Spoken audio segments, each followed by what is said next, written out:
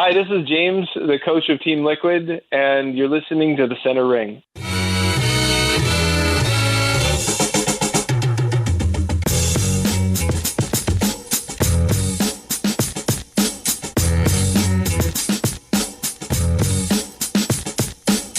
And here we go. One more time. TCR episode 26 coming at you live, pre-recorded from an undisclosed location. The Center Ring, you might also know us as, your favorite esports podcast. I'll be one of your hosts for this journey. My name is Tim. The other gentleman across the table from me is Brandon. Brandon, how are you doing today? What's going on, man? I'm doing good now that we took that recovery day off. Yes, we desperately needed a recovery day after MLG Columbus for not doing anything really physical for 3 days. It really takes a lot out of you. Yeah, I tell people, they're like, "How's the trip?" I was like, I was mentally done, just absolutely done. I was fried. And they're like, "You're just watching games." We'll get to it in a little bit, but 10 hours of Counter-Strike will fry your brain. And how some people have to do that. I mean, I guess, maybe we'll be there one day, but not yet. And so I can say that it is mentally exhausting.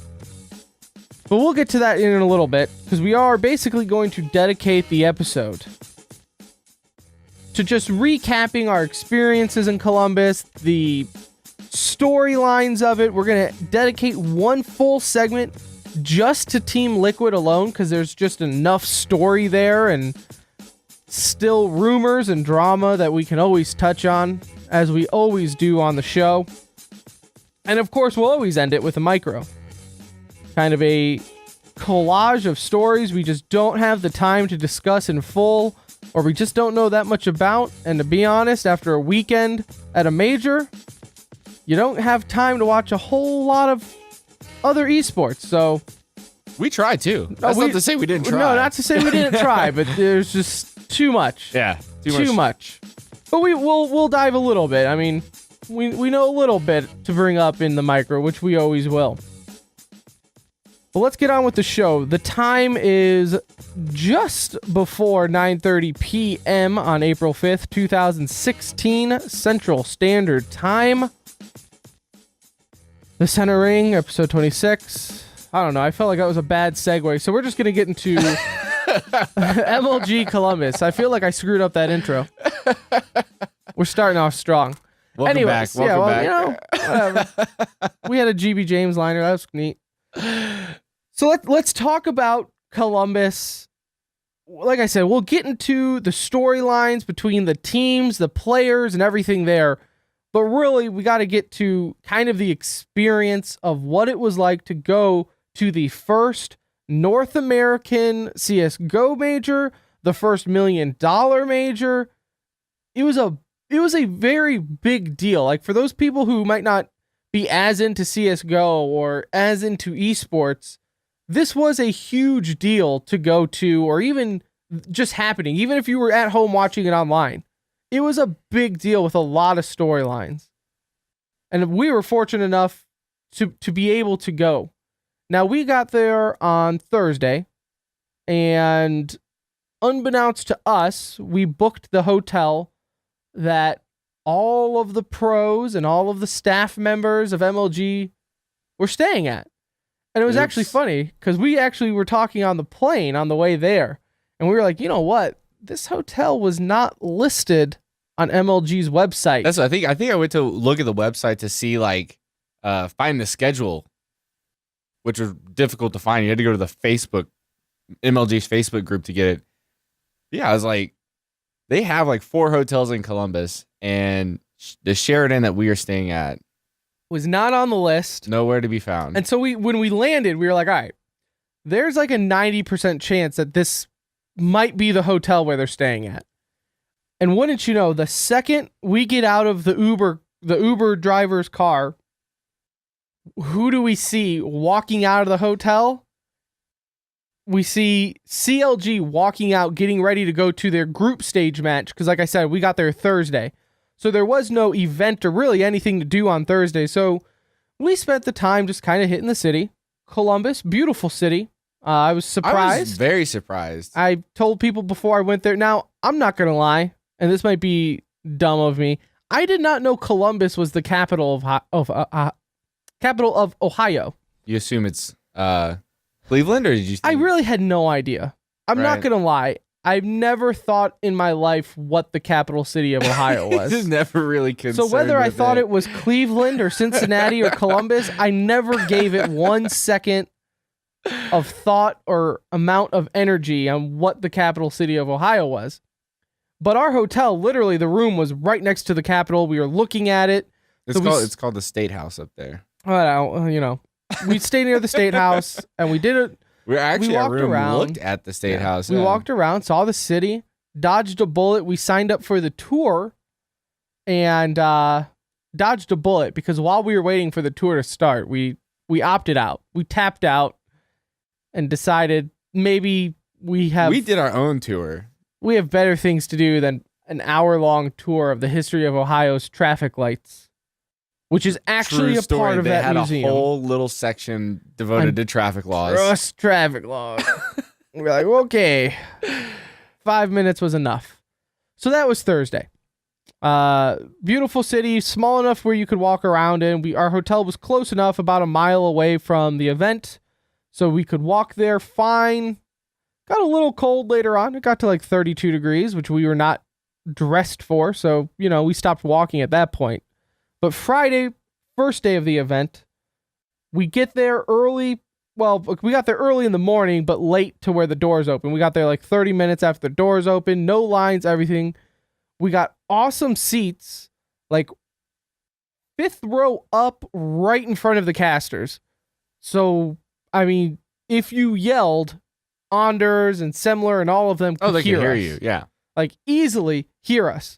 Which is neat because after each match, the casters would go down and sign autographs and take pictures with everyone. I was so surprised. I think I saw 2 times where any caster said, "Hey, I don't have time for this right now," and it was because they were trying to get to a production meeting or they were trying to get to the analyst desk for something.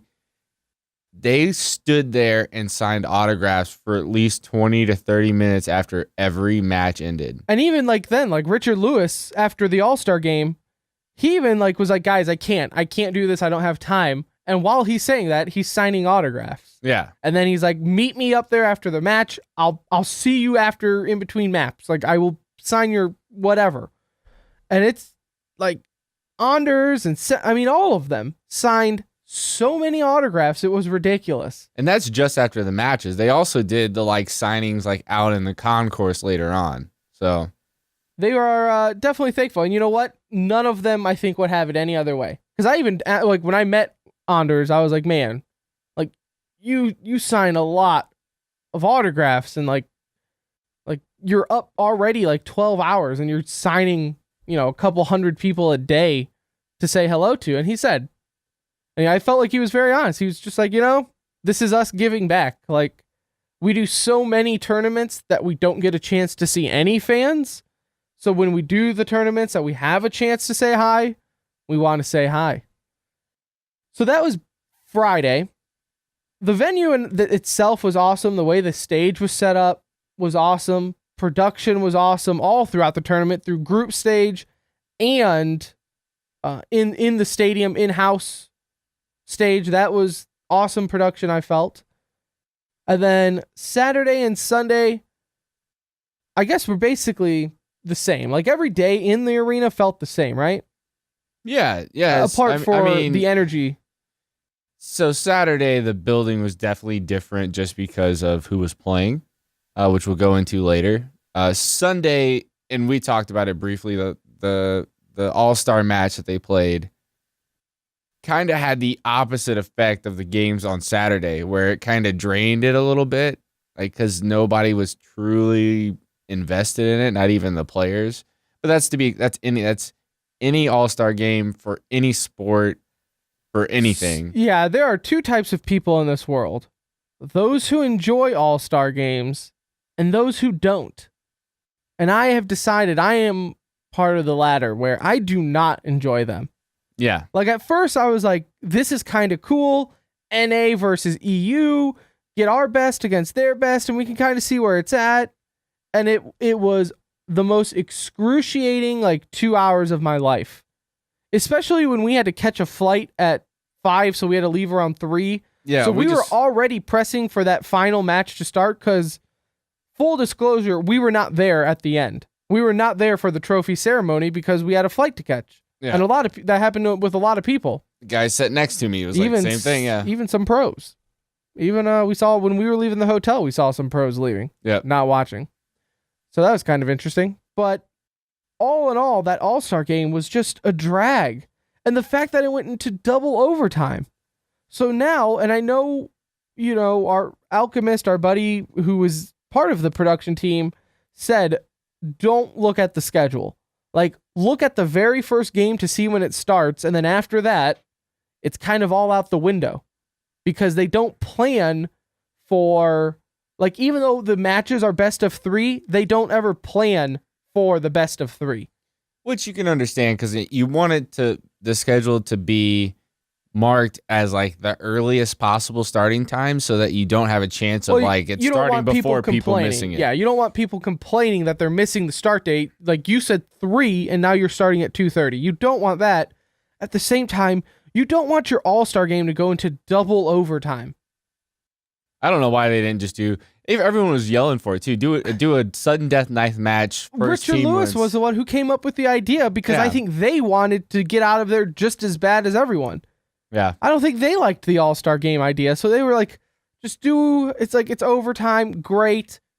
Do 1 round knife fight and be done with it. Like no one cares. This is a meaningless game in the sense of we're actually at a major where competitive games are going.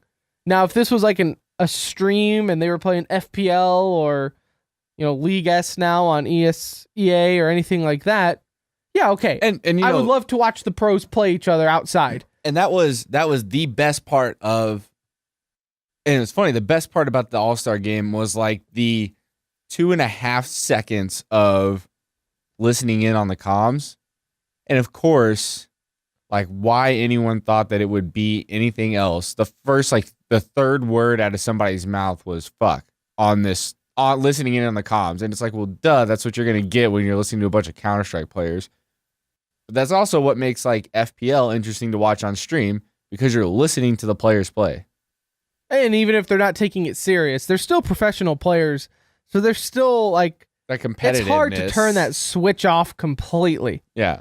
So that happened Sunday. Saturday night, though, I did want to bring up because, like I said, we were staying at the hotel with all the pros, and we are friends with some staff members and acquaintances with some people in the scene. To put it, you've heard him here on the show. Yeah, so. I mean, James was there, coach of Team Liquid, and this was after they were eliminated. And props to them because they did go down to the bar. They went down to the hotel bar. So we met up with James, met him in person for the first time. He's an awesome guy. Even after like they lost, I mean, I did feel I kind of told him that night. I felt kind of bad asking him questions, like talking to him, because he did look just drained, like he had no idea what happened. It hasn't set in at that point. And when we talk about Liquid, I'll get more into it because I did ask him. I mean, you have to ask him questions about it, and he was willing to talk a little bit. And I'll go a little bit into more details about that later. But you made amends with enemies. Enemies became friends. Richard Lewis and I did bury the hatchet. So you swallowed the pill of pride and you went and admitted you were wrong. And I'm not going to lie, he tried his hardest to make it as painful as possible, as Richard Lewis would. It was pretty funny. You know what? As you should. If you have someone apologizing and you know that you're Richard Lewis in front of your boss where everyone's gonna have your back. That was the worst part is like what were you going to say to him? I'm like right in front of Sundance. You couldn't apologize to him and then him all of a sudden try to just make you look bad, and then you'd be like, you know what? Like, F you, asshole. Like, in front of everyone. You're not going to be that uncool person. So, no, but it was pretty. It was pretty funny. He is different in person than. It also, well, I don't want to give away too much. He was very nice, yeah. though. He was very very personable. He was very nice. Yeah, very nice. And like I said, even the first day we were there, I saw him in the lobby of the hotel, and I made a point to say hi because I didn't know if I was going to have another chance, which obviously we had many. But even there, he was nice. He was in a hurry, and he made sure to be like, hey, I got to go, but nice meeting you. At the hotel, though, so we're at the hotel bar Saturday night, and mind you, it is a hotel restaurant bar. This is not like a downtown nightclub bar or anything like that. I'm not kidding when I say we cleaned out the hotel bar from any alcohol whatsoever. In fact, and this was after we left, the bar was supposed to close at midnight. We left at 12:30 to go to sleep. There was still like everyone else there, and I guess after we left, the bar basically gave away the rest of their alcohol in the form of 200 shots. So that's how much this bar was just cleaned out. There was a couple that had come down and that were staying at the hotel and was trying to figure out what was going on. They weren't a part of it. And I was like, good luck getting a drink. Like, these poor people are up to their eyeballs in like people asking for drinks. They're out of like almost everything. They were not prepared for the amount of booze that a bunch of gamers can put down. Honestly, they probably saw gamers and thought, and they're probably too young. Not just gamers. Like, when half of them are from like Russia. Oh, like they know their. What was it? Nine shots of tequila. Yeah, they know their way around some tequila and vodka. So but that was awesome. I think that was one of the more memorable moments outside of the play of the event, was getting to hang out with. It was cool. It was like, it's behind the scenes stuff. It's behind the scenes stuff. Also, the biggest shit your pants moment was when Richard Lewis said he knew us before we introduced that we did the podcast. That was terrifying. You just don't expect. I mean, we're literally 26 episodes in the podcast. You don't expect anyone to know who we are outside of our family and friends. Well, and Richard Lewis said, though, he's like, I got to keep up with all you people because I'm a journalist. So it was terrifying and kind of cool all at the same time. So that's something I'll always take away, was being able to hang out with them at the bar, not be a fanboy, but more so just hang out.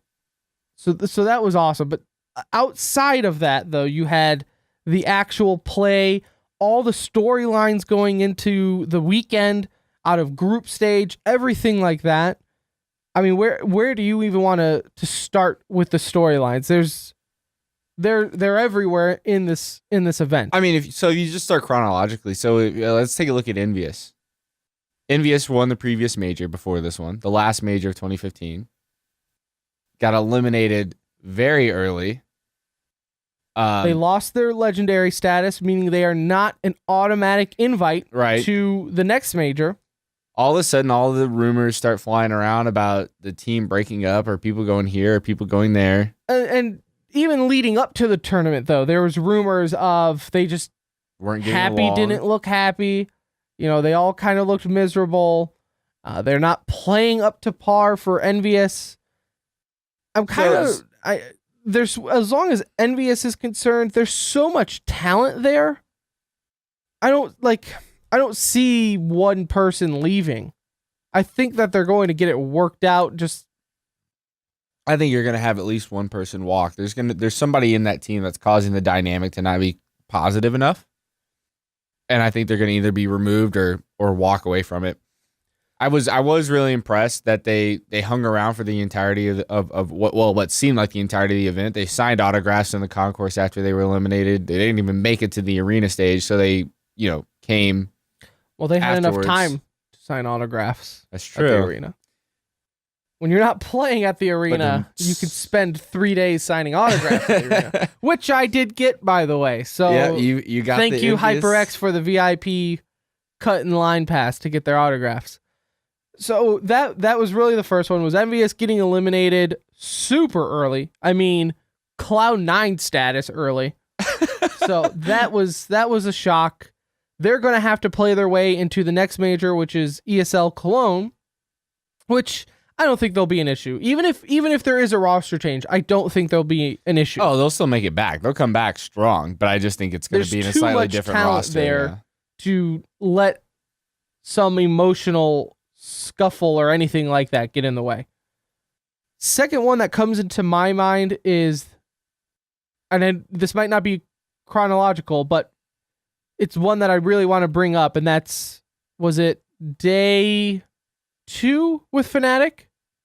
I think it was. Was that day Friday. 1? Was that day 1? It was the last match. Yeah, last match of Friday. Yeah, you're right. Yeah, okay. Yeah, because day 2 was semifinals. Yep, it was a third. So it was in the quarterfinals with Astralis versus Fnatic, where Fnatic got just first off in group stage. Fnatic did not win their group, which they were favored heavily by everyone. Liquid ended up winning Group B, which I know Hiko is Hiko, and he said, no one expected us to do this, but here we are anyways. And he kind of said it in the tone of like, how dare no one believed in us? But look, when you're in a group with Fnatic, no one thought you were going to beat Fnatic. And that's not like taking a shot at anybody's talent or skill. If anything, it's just letting you know how good everyone thought Fnatic was going to be at this tournament, which they were not. One of the rumors, or I guess it's not a rumor, it's fact. Olafmeister has some type of wrist injury going on, to where it's to the point where Fnatic is taking the next tournament off. They're actually talking about stand-ins for, or using a stand-in for all the upcoming tournaments. For how long? JW tweeted about it, but did not put a time frame on. So it's out. They've discussed though if this has to be. Yeah, they're talking about stand-ins for. If this has to be a multiple tournament, but they are officially out of DreamHack. The next Masters, one, yeah, Malmo. Masters. Yes, that one they are out of. And I know that was one of the big points after Fnatic was eliminated from Astralis going 2-0. At the analyst desk, one of the big points was like, well, Olafmeister, I think it was Faflaren brought up Olafmeister's dealing with an injury and he's just not playing at his... That was actually after game 1 of the matches. Right. Fifth-Lauren was talking about, the injuries. It's saying how it was Olafmeister's wrist injury and it's kind of messing with the team and yada, yada, yada. And we even took a picture of the scoreboard and everything at that time because I understand wrist injuries and how it can affect one's play. I don't understand how one wrist injury to one person can make a team perform the way Fnatic performed. Unless, like, the team just rides and dies by Olafmeister's play, which he is a cornerstone to that franchise. But dude, the only way that happens is if Olafmeister's hands are controlling his mouse and Crim's, because Crim's posted one of the worst score lines I've seen from anyone on a Fnatic roster ever. If you're looking at it, I have it pulled up here in front of me. Crim's overall in the Astralis match was 21-38, minus 17. Okay? In Overpass, he was 17-19. So not terrible on a losing... Not great, but when not you're bad. on a losing team, right. 17-19, you're kind of expected if you lose. Cash, though, is where it was ugly. Cash, Crim's finished 4-19, and that's almost looking good for how he was playing that match. It wasn't until like round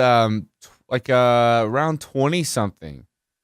Like 8 or 16 that he even got a kill.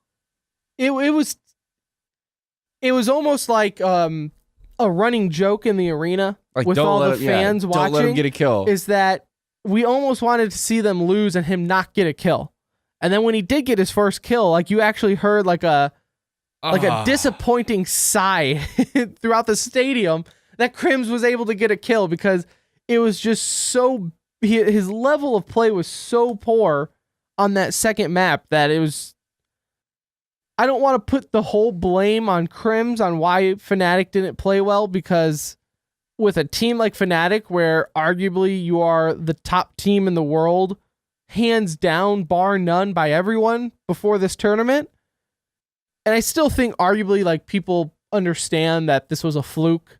I don't think this is the fall of anything. No, you can't go from winning the amount of tournaments in a row that Fnatic has won over the last 4 or 5 months since they added Dennis to their roster, and then just fall this far that fast. No, and I perfectly agree. I wish I didn't hear in any of the post interviews somebody asked them, or any European team rather, what it was like traveling here and playing. Because, you know, that's always a talk for NA when they go to EU. There's always some team, some player, some analyst brings up the fact of jet lag or sleep or time zone differences. It takes a lot out on you physically and messes up your game. Like, you're not in that right mindset. I almost wonder, like, if that was a part of this. I mean, obviously it's silly to the jet lag excuse. Cloud9 has kind of made a mockery of that reason. I want to talk about that later, but that could be like a real, like, I don't think people understand that, like, sleeping in a hotel and all that is draining from you. So, you know, if flying that far messes up your game, maybe has something to do with some of the EU teams not performing as well as expected.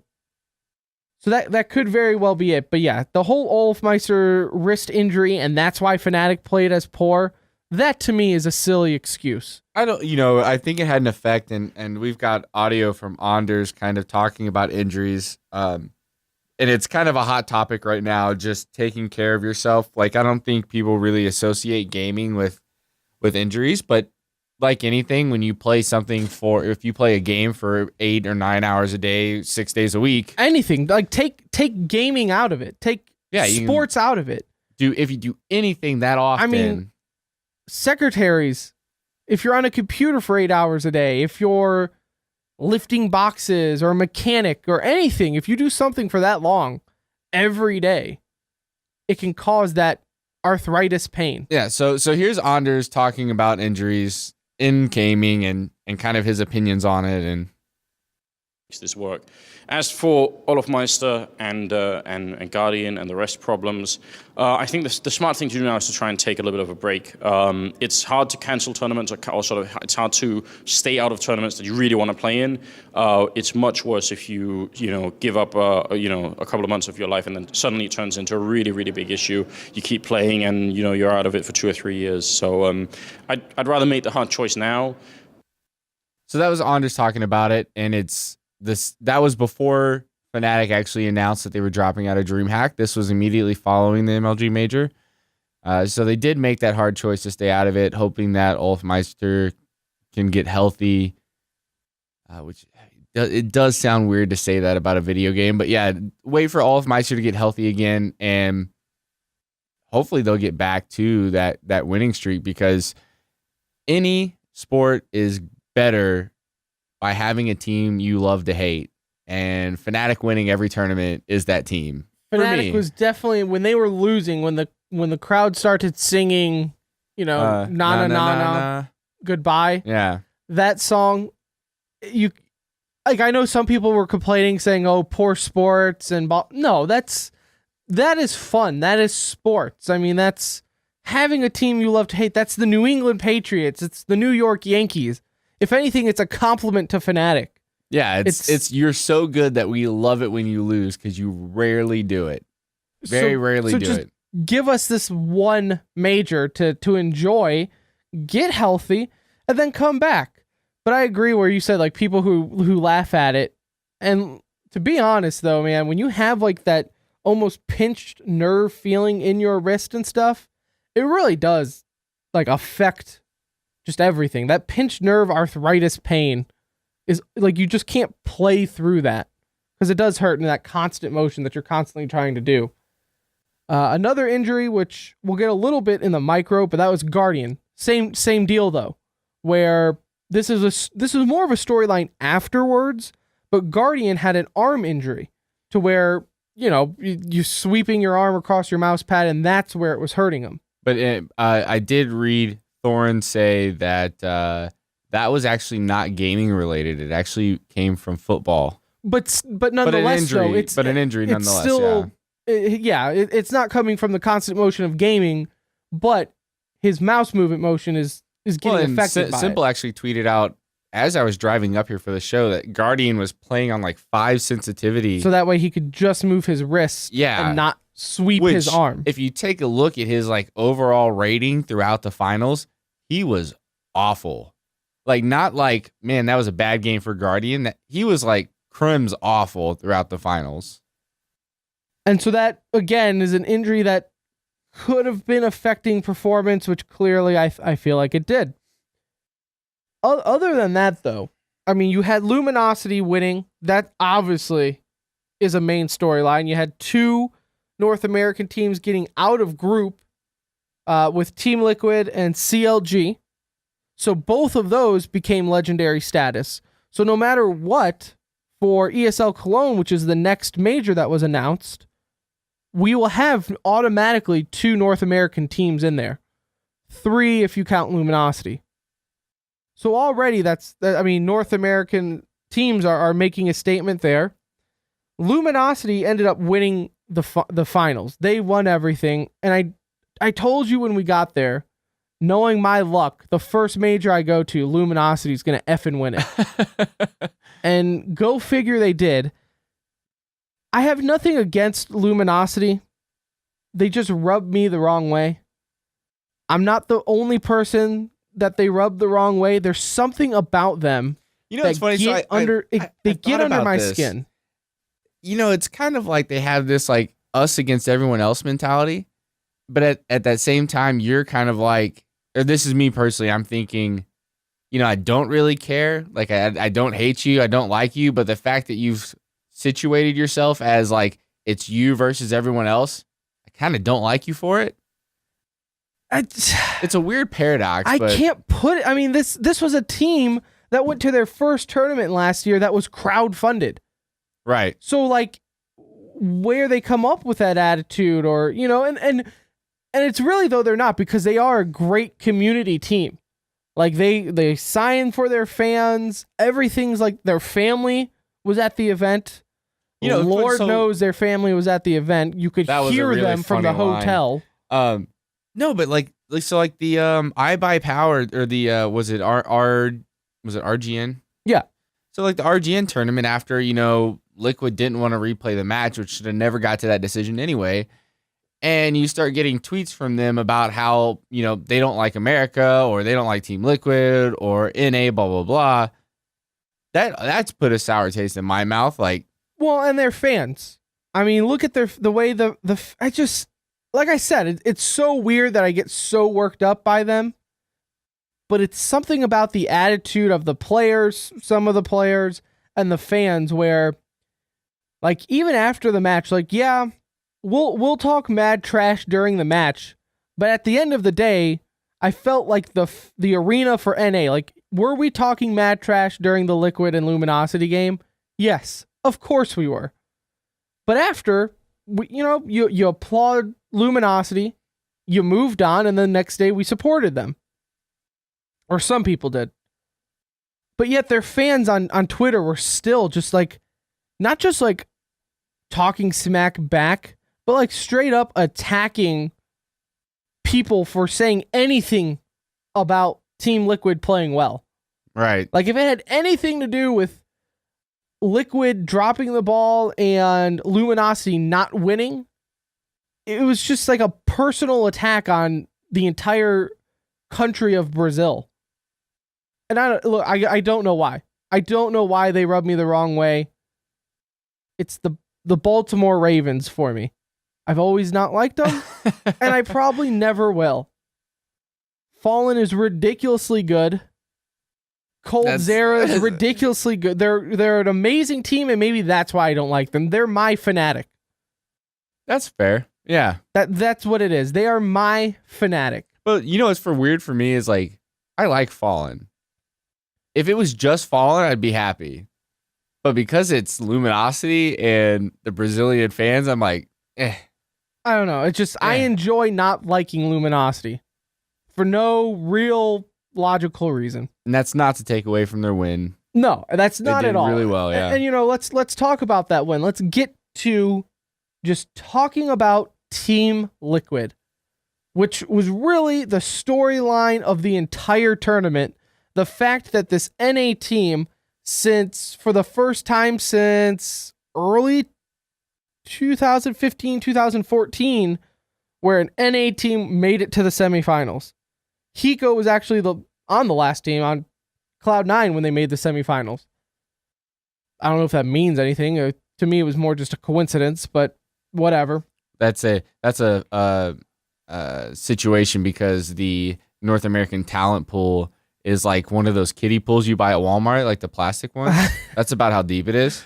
So it's eventually you'll make it around. Yeah. But Luminosity being the one American team that made it all the way through. Honestly, and one was guaranteed because CLG versus Liquid was in quarterfinals. So one was guaranteed to make semis. Right. The Liquid versus CLG match was honestly not that crazy. That happened on Friday. It was the last match of the day at 3. And it wasn't that, like, I thought the crowd was going to get insane. And they really weren't. Like, for whatever reason, it was almost like they felt pick a bad. side. They felt bad for rooting for both. So it was kind of like no matter what kill happened, everyone was happy. Which there was a lot of crazy kills at that game. And it was a good game. It was. I mean, you know, JDM made some mistakes and everything that arguably cost him the game there, but overall, it was a good game, and I felt like both teams could have done fine in the semifinals. Saturday, on the other hand, is where it all really, like, it got real. The North American USA pride really came out. And like I said, even though Luminosity is on that fence of they have some American players, but not really, like, people don't consider them. No, even Taco showed up with an American flag and like no one really noticed. No one cheered for it. Admittedly, they brought it out against the actual North American team, so everybody was already on that side of it. So you had all of that, but Saturday is when it busted out where, I mean, from the moment they announced the team till the end of the second map, it was just insane patriotic hype. And I have this is during the pregame where all the analysts were still talking in the background, but this is from a fan angle in the crowd. Just take a listen, close your eyes even if you have to, because it was an amazing, memorable moment.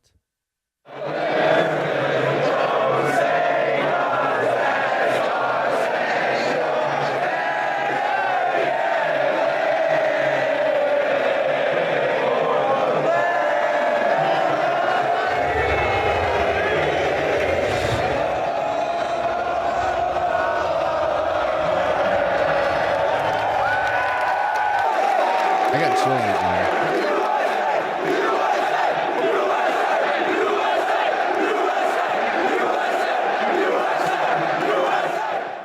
So that's before Liquid even played. That was like while they were warming up.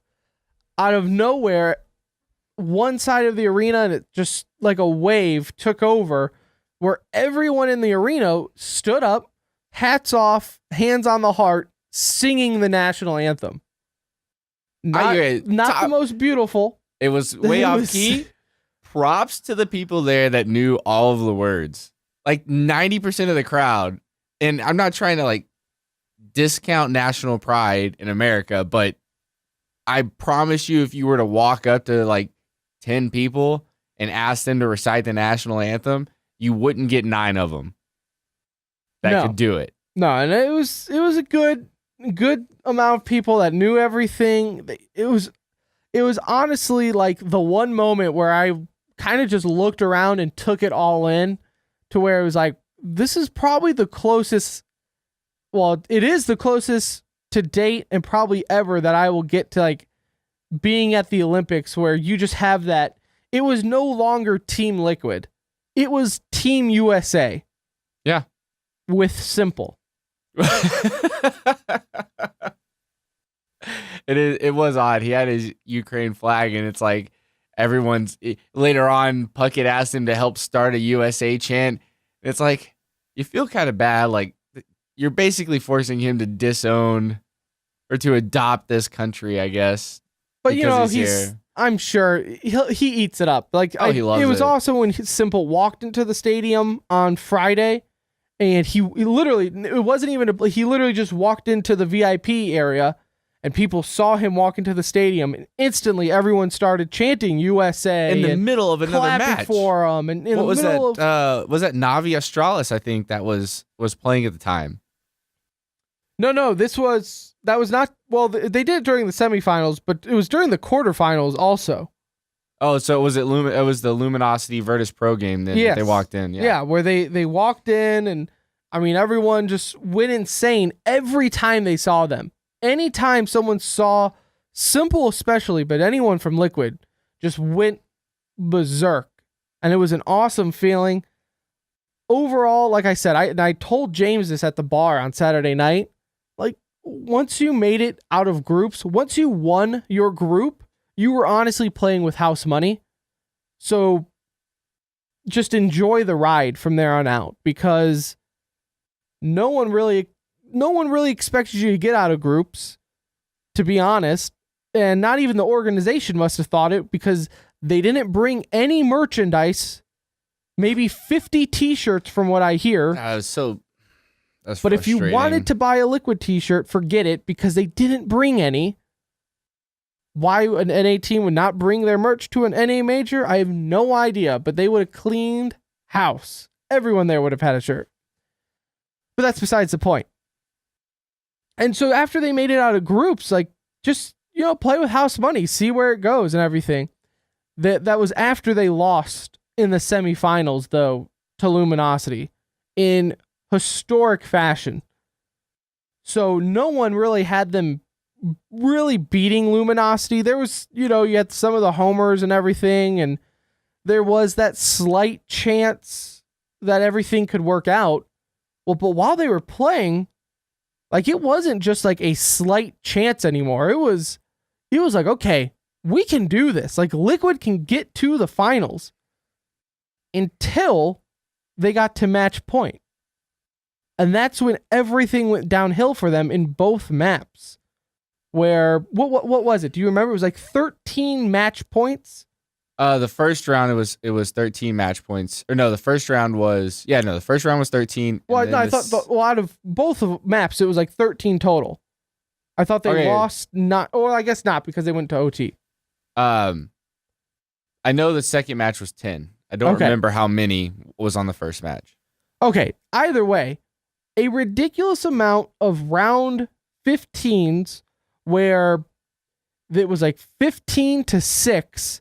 They had to win one round to win the map, and they couldn't. They just could not get over that hump. Now, I do know for a fact Hiko was in-game leading in this tournament throughout the whole thing. There was no switch-ups. James did help out because at this stage, so Hiko is like a fresh IGL for Team Liquid, and you probably, like, you don't expect a rookie quarterback play caller to take you to the Super Bowl and then just handle the pressure, and that's essentially what it was. He was a rookie IGL in the biggest stage he has ever been in, regardless, whether that be IGL or just as a normal player. And he had all this pressure on him to where I think it just got a little too much, to where he didn't know how to make that final play call to clinch victory. Well, it was frustrating. I think everybody I know we talked about it multiple times. At that time, there were 9,500 backseat gamers in that arena that all knew how to beat Luminosity. you start off. So I'm looking at the stats right now. In the first map, Liquid got out to a 15-4 lead. So it was 15-4. So you had literally 15 match points to close it out, nearly 15. And you start off and they basically rushed B and dumped all over Taco. It was on Mirage. It was for the first half of Mirage. Taco was irrelevant, and they kept sending him to B. And all by himself. Every round, Liquid would just create a waterfall out of apartments, plant the bomb, and be done with it. So they even had an amazing, the most sexiest rotation I've ever seen in my life, to where it was like literally the entire team of Liquid rotated from B to A to plant the bomb, and Luminosity just bit hard, and that entire team went over to B. Oh, the double rotation back over there. The fake rotation that Liquid pulled off, and you were like, Luminosity. Fallen was missing his op shots. Taco couldn't hit anything to protect B. Nothing. And then all of a sudden, they get to that 15th round. coldzera broke them on Mirage with that ridiculous jumping op collateral. Well, it was 4K, right? Or is it 3? It was a triple. The collateral was 3. And then he got one more. Jumped up again and got another no scope op shot. So there was a gentleman on Reddit that created a simulation of the same situation and found that it was like a 1.14% chance that you hit that shot that coldzera hit just from like random effects. And he hit it. And it was like you could like that completely swung the momentum away, and Luminosity never let him have it back. But at the same time, Liquid never tried to take it back. Liquid did that. They got creamed on their B thing and then immediately started going slow plays to A or split pushing A and just getting rolled over every time. So, and here's my philosophy. When it comes to that type of situation where your Hiko, your rookie IGLing going on, and you're up against a team like Luminosity, where you have veterans like Fallen, who, I mean, is just a rock. Like, nothing affects that guy. When you slow the game down, it gives them so much time. It gives the veteran players so much time to figure out exactly what you are doing and what they want to do to counter it, to where you give them too much time to set up if you're the rookie player against the more veterans. Which is why at the start, when they just kept rushing B and pulling off these crazy shots, it was working for them. And then you're right, they slowed, and they did this on the second map as well, where they just slowed things down and just they stopped doing what was working. Because at one point, and I specifically asked James about this, or he actually brought it up when I was just discussing in-game leading and countering and thing like that. When Taco picked up the auto sniper, this was on Cache. This was map 2. When Taco picked up the auto sniper and Fallen had the op, you don't practice to how to defuse a situation like that. You just don't sit there and practice and in scrims thinking, gee, what happens if one of the best opper in the games has an op, and then there's an auto sniper on A just tearing us apart for 10 rounds. How do we stop the bleeding? And simply put, James just said they didn't know what to do.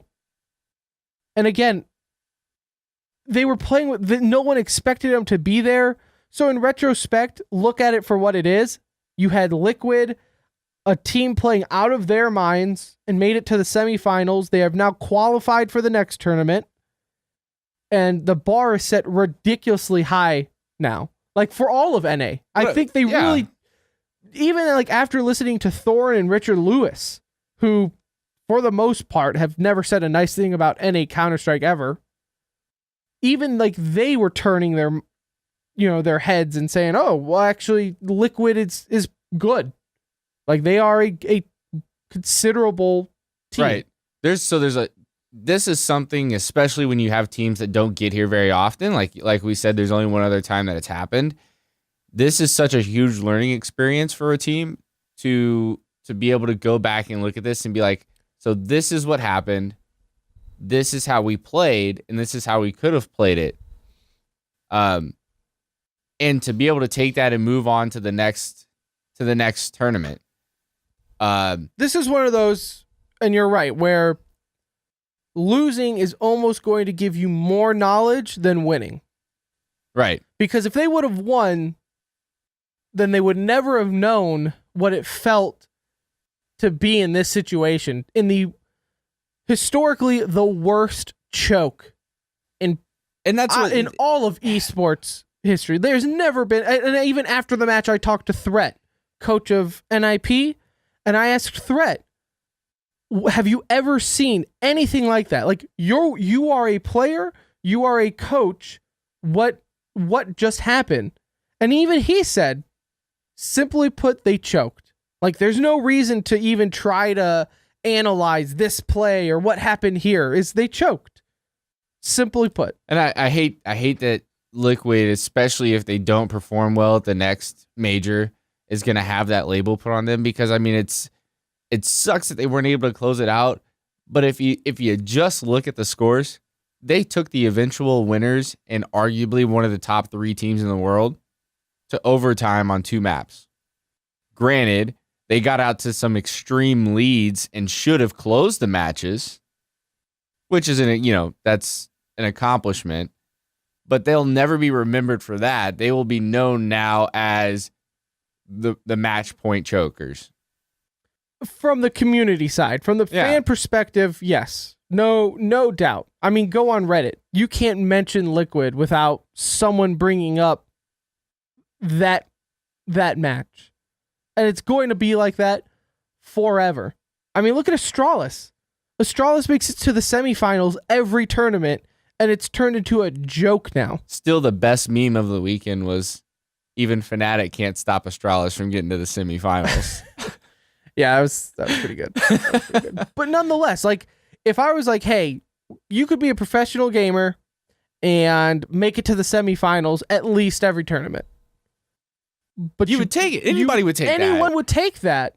But they, as a community, we've turned them making it to the semifinals into as a joke. Yeah. That has turned into a joke. And this has now, it will be a joke. Even if they become successful, somehow, anytime they lose a round, you're going to see NA choke all in Twitch chat. Anytime they lose, it's going to be that. But again, but like you said, like coldzera, obviously he was MVP of the event, and obviously for good reason. I mean, just looking here, and it wasn't even close. Like, it almost makes me think there's a typo in HLTV's stats here. But kill differential, coldzera, plus 84. Next was Fallen at plus 48. Wait, coldzera was did you say 84? Yeah. No kidding. And then Fallen was next at 48. Total kills, Cold was at 235. FNX was next with 197.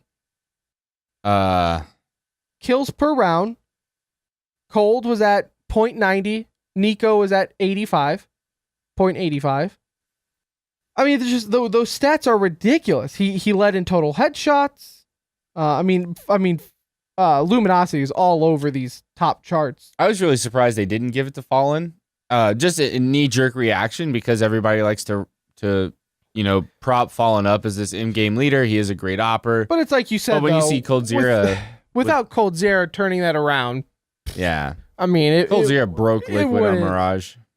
It wouldn't have been the second they started sending him to B and not letting Taco deal with it by himself. It was GG from that point. Liquid had no answers, and if you had to lose to one team, whether that be a choke or not, lose to the team that wins it all, right? Like, who's gonna go and talk smack to you? No one can go and talk smack to Liquid because everybody lost to Luminosity, despite everything there. I mean, they were the only ones who Luminosity was the only team that dropped a game in the quarterfinals. Virtus Pro ended up beating them once. They went 2-0 in semifinals, but that's a scoreboard where if you don't know the story, then it's a very misleading 2-0. And then even in the semifinals, they had to take Navi to OT in the first map. Now, the second map was pretty ugly. Dumpstered. Yeah, but I mean, their journey was not easy. Right. Yeah, they 2-0'd teams, but it was not an easy road. And for them to do it in the fashion they did is just, it is really impressive to me that a team that went from crowdfunding a year ago is now this. And it only is going to solidify everything like for this next coming tournament in 2 weeks where Fnatic's out, Guardians dealing with an injury. They are clear-cut the favorites once more going into it. We took their underdog card away months ago. Well, yeah, I mean, they were never considered an underdog, but I remember in my pre-tournament picks, I said that they were going to be, if there had to be one disappointment, it was them not making it out of groups because the way they performed in iBuyPower, and boy, was I wrong. They did the exact opposite. They just wouldn't go away. That being said, that's really all I can say on that. Oh, I guess since we're talking about it, I was going to bring it up in the micro, but I might as well. We could bring it up now since it is involving Liquid. So we're just going to transition from Liquid talk to micro, but staying on the Liquid. Micro. So Hiko tweeted out earlier today that they are going with Kusta. Kusta will be playing with them at the next tournament. That being said, it's not ruling Adren out from being on the roster. They're just playing with Kusta in the next tournament. And even then, Simple said on his Twitch stream that he'd rather play with Adren because of like play style reasoning. Whoa. I didn't see that. Yeah. He said that he'd rather play with Adren because the way Adren plays allows him to play his like with an op and everything. It allows Simple to play more his style because Adren complements him a lot better. Out of every team I saw, Team Liquid's double op setup with Simple and Adren opping when Adren was playing the way he was amazing. The angles that they held and the fact that Simple was able to roam with it, I loved it too. I thought it was an amazing setup to have. That said, Simple saying he'd rather play with Adren is kind of funny considering the video that was released during the major with Hiko saying that they knew once Simple joined the team that it was either going to be Simple or Adren and that their personalities weren't going to mesh. They weren't going to be able to play together, and that Adren didn't have the same dedication that Simple did. Now, this is a roundabout way, paraphrasing it, but Simple, expects players to show up and to play their best, and now Adren is cut. And that's all hearsay, really. Like, that was quotes from the video, yeah. I mean, that was what Hiko was saying in the little Liquid team video. But this mixes everything up. Like before the tournament, my dream was Liquid overperforms, and now there's this conflict of what the hell do we do? Who do we keep? And it's happening to where there are rumors flying everywhere, and I could say with confidence from inside sources, which for the first time on this podcast, we have inside sources, where Adren is going is all rumors, and it is just that, rumors. Did he play with TCM? Yeah, he played with TCM. Are they interested? Who wouldn't be, right? Like, who would not be interested in TSM? Yeah. You said TCM. Oh, did I? You got used to the show TC, acronyms, yeah. TCR. So TSM. Anyway, TSM. He played with TSM, yeah. Yeah. So he played with them, but by no means was that like an indication of if he's going there. Is he going to stay on Liquid? You know, there's. Yeah, I mean, he's still got the contract, right? Yeah, the contract's there. There's still.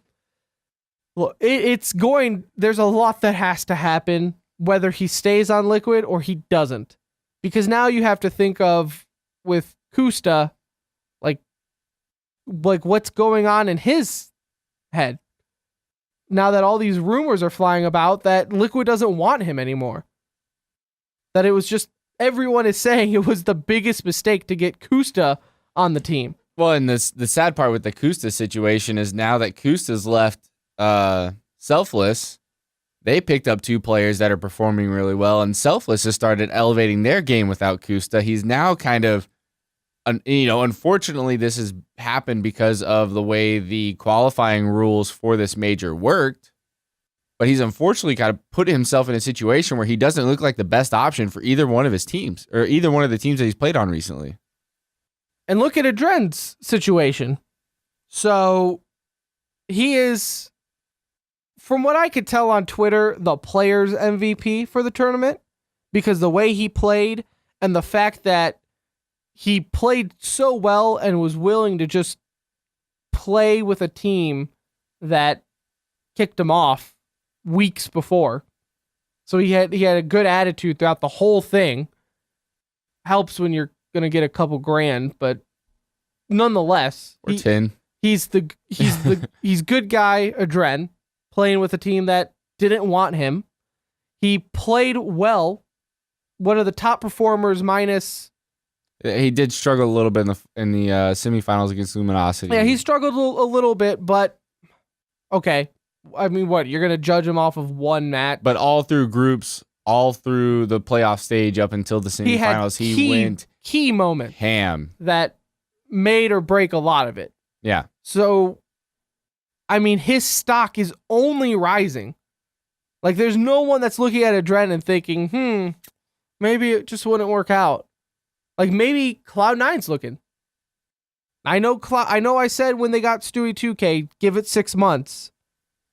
And that would be June, because they picked him up in January. Their performance of this tournament was unacceptable. But when you have this opportunity to get someone like Adren, to even talk to someone like Adren, are you just, you know what I'm saying? Like, you have to at least entertain talk the to idea. him. Yeah. Entertain the idea. He is currently the top NA free agent, whatever you want to call him. So you have to entertain the idea, and at least, if you're Cloud9, toy with the idea that he might be available for your services. But moving on, that's only time will tell where that takes us. Moving on, we've mentioned it throughout the show, but ESL Cologne is going to be the next CSGO major. That starts up around July 8th, I believe. So that's going to be the next major where, like we said, Liquid and CLG automatically qualify. So that's 2 NA teams that are automatically going to be there. What else do you have here? Hitbox. Yep. Another streaming service. It's actually it's been around for a while. They've been around for a while. They have a big foothold in the Russian market, specifically Russia and Brazil, and have signed a 2-year deal with ESL DreamHack, obviously because the company that owns ESL now also owns DreamHack, for exclusive rights to their Portuguese and Russian broadcasting streams. So if you're watching a Russian stream or Portuguese stream, you will now be watching it on Hitbox. Wargaming.net, the creators of the esport game World of Tanks, also signed a deal with Hitbox, providing an English, Russian, and Polish coverage for World of Tanks. So is that all Star Ladder then? That's all going some to of it's going to be Hitbox? Star Ladder, yeah. There's not anything in here on which specific tournaments, but Star Ladder is a big Russian tournament. I don't think that's included in here though. Anyway, I found it was interesting that World of Tanks, the company that created it, Wargaming.net, actually has become a major shareholder in Hitbox. They put $4 million investment into Hitbox last year, securing their chief strategy officer a seat on the board of directors for Hitbox. So there's obviously that connection there for where that deal came through. You also have, we mentioned in the show, DreamHack Malmo, is how I'm going to say it. Groups were announced for that. That starts April 12th. Again, Fnatic is out of that tournament. G2 is taking their place. And so it was tossed around today, and I honestly do not know what the final results were. Guardian tweeted that he wasn't going to make it. Then he said that no, he is going to make it, but not be playing. He's just going to be there to support the team. And then the owner said, no, he's playing. He's going to heal up before then. He's going to heal his arm up before then, and then continue. I really hope this is not the owner forcing him to play. If the owner is forcing him to play, that's going to cause so many issues with contracts and player liabilities. Well, it's going to start an uproar just in the esports community in general. Like, are owners really putting the pressure on their players to play through these injuries that clearly are affecting their game? I mean, if he has to play on 5 sensitivity, I couldn't even tell you what it would be like to play on 5 sensitivity. So if he's having to do that, and the owner, like I said, I don't know what the end results were because it was like a back and forth. One said he wasn't, and then it kind of slowly morphed into that. So we'll keep an eye on it, but right now, Guardian is playing, the last I read. Anyways, for this, though, tournament, it should be a little interesting. So in Group B, you have Navi, G Sports, now CLG. Some other big ones, you actually have Group D, which is actually, to me, one of the more competitive ones. You have Virtus Pro, Envious, Tempo Storm, and FaZe. So Tempo Storm is back. Group A, though, that is where you want to mark your calendar for. Top 2 teams make it out of group. In that group, you have Tyloo, Mouse Sports, Team Liquid, and Luminosity. So the rematch is happening already now with Kusta, not a Dren. So this is gonna be an amazing comparison. It will be riddled with comparisons and maybe not fair ones, because if it's the different maps, different everything, sure.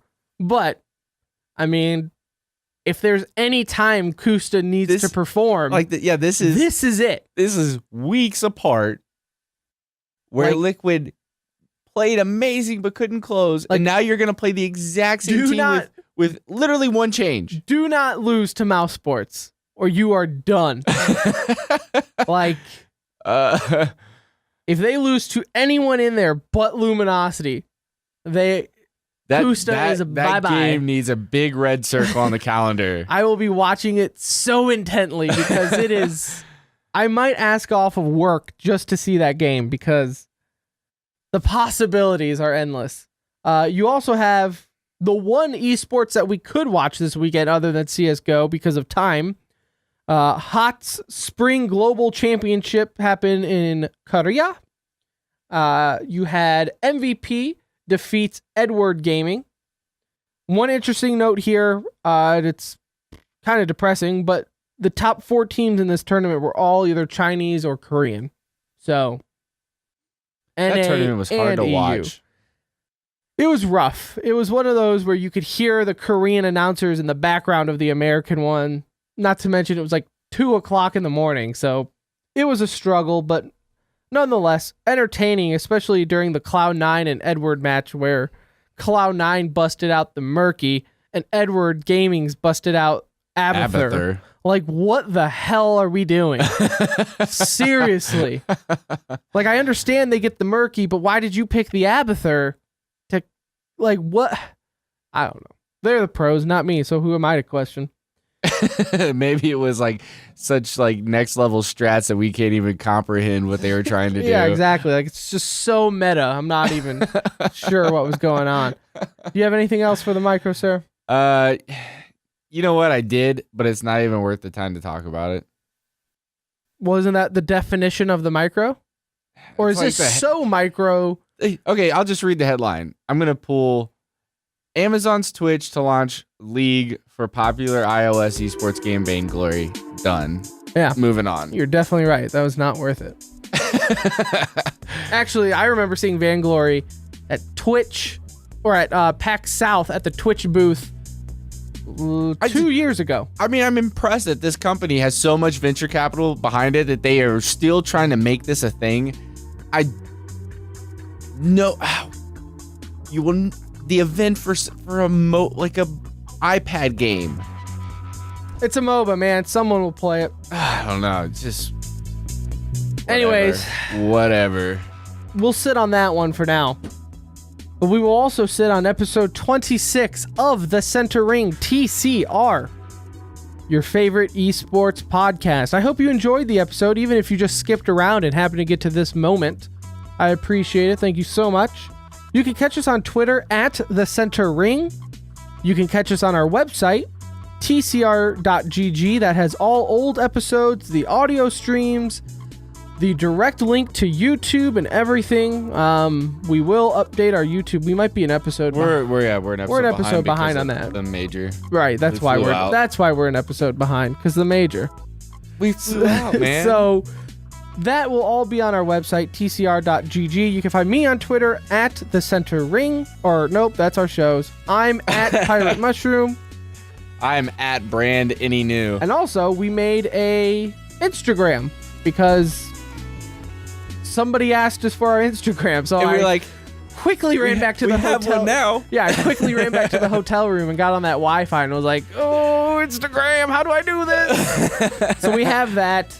We also have business cards now because apparently those are still a thing. It only takes one person to ask you for a business card, and you look like an idiot when you write it on a napkin. Did it. And he quickly threw it away. Quickly threw it away. Anyways, again, this was episode 26 of The Center Ring. We had a lot of fun doing it. I hope you had a lot of fun listening. We will see you next week for episode 27. We'll see you then.